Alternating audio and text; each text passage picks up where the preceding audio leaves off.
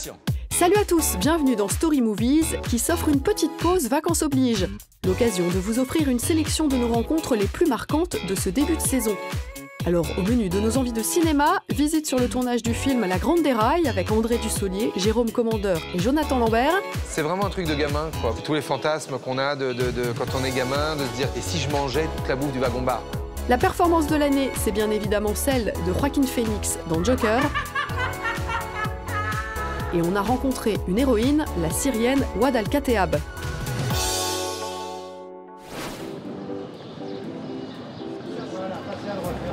Les départs en vacances, c'est toujours la cohue. Et parfois, on croise un voyageur dont le visage nous dit quelque chose.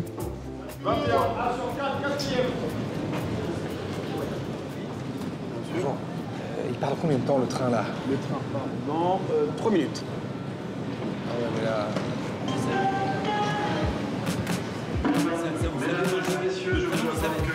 Nous sommes gare de l'Est, en plein tournage de La Grande Déraille, un premier film signé Benjamin Evrard. Une comédie familiale avec Jérôme Commandeur donc, et le grand André Dussolier. La folle course contre la montre entamée par deux hommes pour retrouver leurs enfants et petits-enfants livrés à eux-mêmes dans un train. Action. Alors, il est où votre Benjamin? Vous le voyez? Oui, il est là-bas. Là-bas. Ah bah d'accord, ça promet. Je pense que le bas d'accord, ça promet, vous pourriez être seul à l'image. Oui, voilà. Ça pourrait être assez drôle. André, qu'est-ce que vous attendez de l'aventure d'un premier film? Ah, bonne question, parce qu'en effet, tout est possible avec un premier film. Bon, c'est d'abord une comédie. Alors, une comédie, j'en attends beaucoup et c'est beaucoup de plaisir en perspective, surtout avec un jeune metteur en scène, une troupe qu'il a écrit, Jérôme Commandeur, que je ne connaissais pas. Et puis les enfants, non, il y a quelque chose d'un peu fantaisiste et fou. Et puis après, qu'est-ce qui peut se passer? Ben, tout est possible, évidemment, mais en général, dans le cinéma français, il y a toujours une cohérence entre ceux qui écrivent et ceux qui réalisent. Donc on n'est pas trop surpris au moment de la réalisation. Voilà, ça se tient, quoi. On n'est pas... Et donc, non, j'en attends un plaisir partagé. Est-ce qu'il n'y a pas aussi le plaisir du buddy movie? Vous n'en avez pas fait tant que ça, finalement? C'est vrai, j'en ai pas fait tant que ça. Et j'aime bien bouger, j'ai toujours aimé ça. Mais j'ai commencé par des rôles assez statiques. Et là, tout d'un coup, ça change. J'en profite, je me rattrape sur des films, en effet, qui bougent. Bonjour. Antoine. Oui, c'est déjà vu. Ah oui, c'est vrai. Benjamin. Oui, bien sûr. Je pense que si c'est écrit drôle, ça sortira drôle. Si c'est écrit dramatique, ça sortira dramatique. Mais il n'y a pas seulement les répliques qui doivent faire mouche, mais c'est aussi la réaction des personnages entre les répliques, leur manière de réagir aux choses, les silences comptent beaucoup. C'est là que le spectateur peut vraiment se réjouir et avoir une complicité avec l'acteur. Nous sommes la première semaine de tournage, tout le monde prend ses marques. Pas facile en effet de jouer avec les contraintes d'une gare en pleine activité. Si on avait pu... Si on... Entre en gare actuellement, voie numéro 8. Merci de vous éloigner de la bordure du quai. Mais pas de quoi perturber tant que ça le réalisateur Benjamin Evrard, ancien assistant sur des grosses productions américaines comme La Vérité sur Charlie de Jonathan Demme ou La Mémoire dans la peau de Doug Liman. C'est comment l'ambiance là? C'est un décor qui n'est pas évident. Oui, je suis assez étonné parce que aussi bien Benjamin Evrard, le réalisateur, que Maxime Japy, le producteur, sont très très cool, très sereins. En fait, c'est une histoire d'humain, en fait. Ça a beau être du cinéma, mais c'est pareil partout. C'est-à-dire qu'à situation égale, il y en a qui deviennent fous et qui tournent en toupie et qui se perdent. Ce qu'on voit dans Cauchemar en cuisine avec Philippe Etchebest. C'est-à-dire qu'ils ont une assiette de frites à faire et ils sont là, ils sont en sueur, ils ne savent pas comment la faire. Et eux deux, c'est l'inverse. Ils gèrent des trains, des gares, il y a des centaines de figurants et tout, puis ils sont hyper cool. C'est quoi ce film? Un buddy movie, un road movie? Oui, un road movie, c'est marrant parce que... Presque un road movie pour enfants. Enfin, non pas que les adultes soient interdits en salle, au contraire, c'est pour tout le monde, mais c'est vraiment un truc de gamin, quoi, parce que c'est tous les fantasmes qu'on a quand on est gamin, de se dire, tiens... Et si je mangeais toute la bouffe du wagon-bar, par exemple, ça c'est un truc, c'est censé te quitter après mais c'est un truc à 10 ans, c'est un truc, voilà. Et si je partais sans mes parents, et s'ils m'oubliaient, et si, qu'est-ce que je ferais si j'étais là, largué pendant 7-8 heures sans mes parents, voilà. Et s'il y en a un autre qui aime bien jouer au petit train, c'est Jonathan Lambert. L'acteur campe un contrôleur très zélé qui, au fur et à mesure du film, va se révéler quelque peu inquiétant. Les mains, je suis le poinçonneur des lilas. Alors, tu pensais faire ce voyage sans son bichot, hein? Non, mais qu'est-ce que tu fais là? Excuse-moi un instant. T'as fait un petit slalom tout à l'heure. Jonathan, est-ce qu'un costume de contrôleur est un costume comme les autres? Il y a toujours une touche d'érotisme et de fantasme dans l'uniforme. Dans l'uniforme, c'est vrai. Après, il y en a qui imposent plus ou moins. Non, mais sur moi, je trouve que c'est drôle, ça me rapetisse, ça me donne encore moins de. Non, d'habitude, ça donne un petit peu d'ascendant, de pouvoir. Et moi, je sais pas, j'ai l'impression que ça m'amoindrit. Pas content quand vous arrivez là sur ce destrier mécanique, il y a de la prestance tout de même. Oui, mais parce que tout est dans le regard. Bah alors, il serait temps, hein? Parce qu'on parle toujours du retard des trains, mais pas celui des voyageurs. Ce qui est assez intéressant, je trouve, il y a un petit truc facétieux à jouer tous les deux. Oui. C'est-à-dire, il vous interrompt et vous dit, il vous engueule un peu. Oui, ce type-là, vous dit, il était temps, hein, parce que machin, vous n'avez pas trop qu'on vous parle comme ça. Ouais. Et là, il y a l'annonce qui dit que le train est en retard. Ouais. Donc là, il peut y avoir un petit regard, genre, d'accord. Pas de chance. Et lui, mauvaise foi, oui, mais bon, voilà. Oui, d'accord. Et voilà. D'accord. Ok, toi, c'était la nuque merveilleuse. Ouais, la nuque. C'est bon, on essaye. On fait un tour. Il serait temps, hein? Parce qu'on parle toujours du retard des trains, mais pas de celui des voyageurs.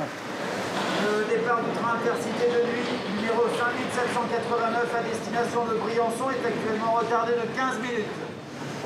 Oui, bon, là, évidemment, vous avez de la chance parce que le train, il a du retard, mais s'il n'était pas en retard, vous seriez en retard. Et coupé! C'est coupé, merci.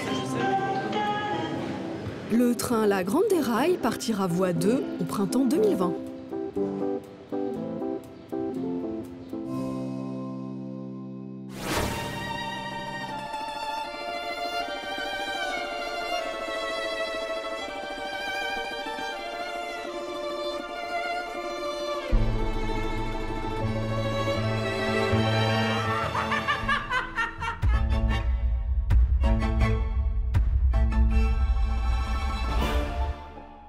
Soyons clairs, Joaquin Phoenix, dans le rôle du méchant le plus iconique de la pop culture, c'est une tuerie.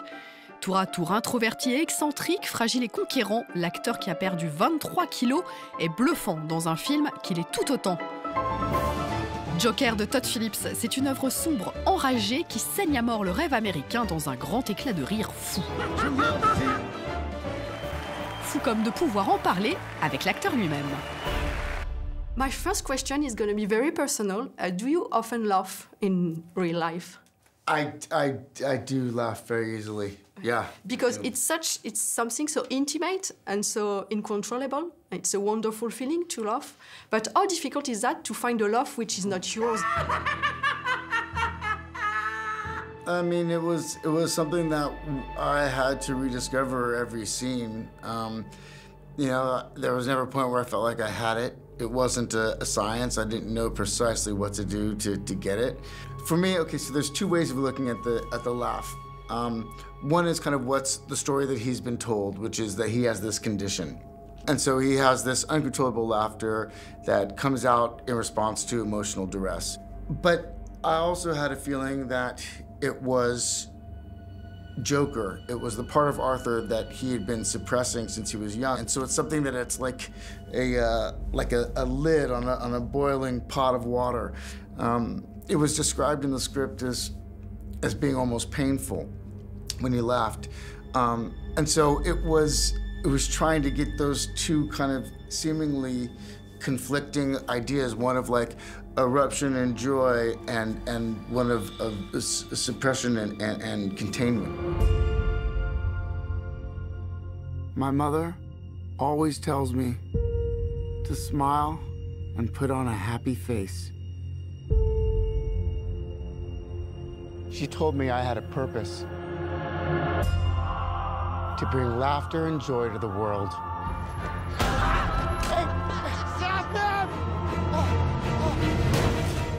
Except from the weight loss, how did you find his physicality? Would you, for example, sometimes do the makeup by yourself or look at yourself in the mirror a lot? I didn't look at myself in the mirror a lot. I did do the makeup on my own, and it's really how we found there's a sequence towards the end where he just has white paint on his face. Because when I was doing the makeup, I thought there was something really haunting and scary about that look when it's just the white paint. It's almost scarier than the Joker. And I sent Todd pictures, and it felt like I wanted to see this physical transformation. You know, Arthur is somebody that is introverted, nervous. He perceives threat everywhere. So he tries to disappear and be small. And Joker is the antithesis of that. Joker wants to be adored. He wants to be revered. And so I just tried to find a movement that reflected those two states of mind. Murray, one small thing. Yeah. When you bring me out, can you introduce me as Joker?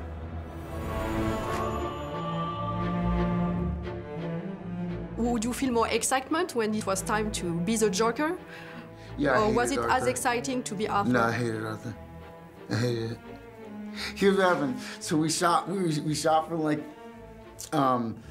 we shot for like 5 weeks of Arthur, and then we shot Joker over the course of I think 4 days on the Murray Franklin show, and I hadn't been Joker yet. You know, I hadn't had the suit and the makeup, and so we shot those days, and it was really nerve-wracking and exciting to shoot those scenes, and comparatively, when we went back the next day to shoot Arthur, I was like, let's just stick with this guy, because, yeah, I honestly, I couldn't stand him.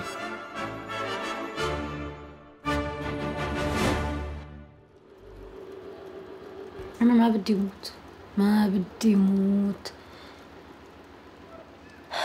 بدي أعيش وبدي أجيب الولد وبدي أكبر وبدي حمزة يكون معي.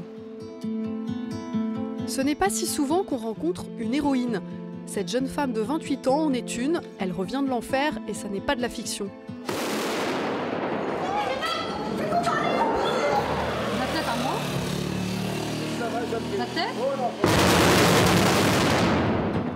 Ouad Al-Kateab est syrienne. Elle était étudiante en économie quand a éclaté la guerre civile dans son pays en 2012. Pendant 5 ans, elle a filmé son quotidien sous les bombes à Alep aux côtés de son mari médecin pour raconter le sort des opposants au régime de Bachar el-Assad. From 2011, when the revolution started, I felt that this is something just important because the regime denied everything was happening in Syria, and we were like really risked our life to protest and make a movement against the regime. So just filming this small videos on your phone or in anything you have, it's just something really important. So we knew from the beginning that this is a weapon, and with the time when I was stuck in the middle of the siege and I know that I will be killed at any moment, the camera was the only way for me to feel that I'm here for a reason, and this reason is really worth to risk my life for that.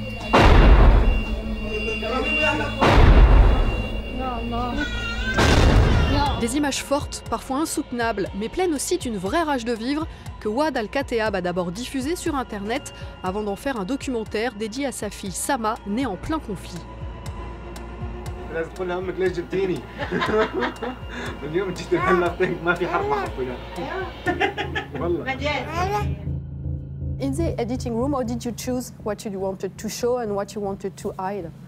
There was a very long discussion between me and my fellow director, Edward Watts, who did the film with me. And we struggled with the footage until the last day, really, of doing the film. But the main things we were both agree that we need to make people understand exactly what war means, and that's through the hard footage and the horror that was happening. But the other hand, we need to make people keep watching the film and continue the film to the end and engaged with it. So we've tried to be very careful of what we need to choose. But the end of all this, what we've seen in the film, it's just maybe 10% of the truth of what was happening and of the horror that was happening in Aleppo, and it's still happening until now in Idlib.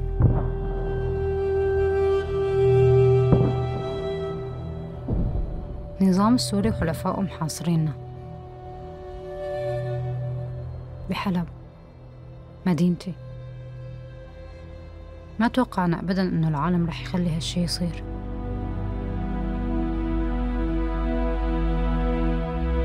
things what I really would love from the film is let people understand that this is not over. The war in Syria is still happening, and the Russian and Assad regime still threatened and attacking areas. And the last area which they are, it's under bombardment every day. It's called Idlib. I want people to understand that maybe this is late for Aleppo and there's nothing to rescue there, but this is still 3 million people in Idlib now, and these people need an action for them. We need to stop bombing hospitals, stop bombing civilians, and try to looking forward for the first step of accountability and for justice. When did you stop filming? Really, since I left Aleppo, I didn't film anything. My camera, which I used in Aleppo, I'm putting that in my living room, like in one of the shelves up. And I'm sure I will be back, but I don't know really when. You ready? I was born ready, Mr. Shelby. Hit it. La semaine prochaine dans Story Movies, on suit en promo toute l'équipe de La Belle Époque de Nicolas Bedos. C'est à nous? C'est à nous. Allez. Et on file à toute allure retrouver Matt Damon et Christian Bale pour Le Mans 66. You okay? Salut!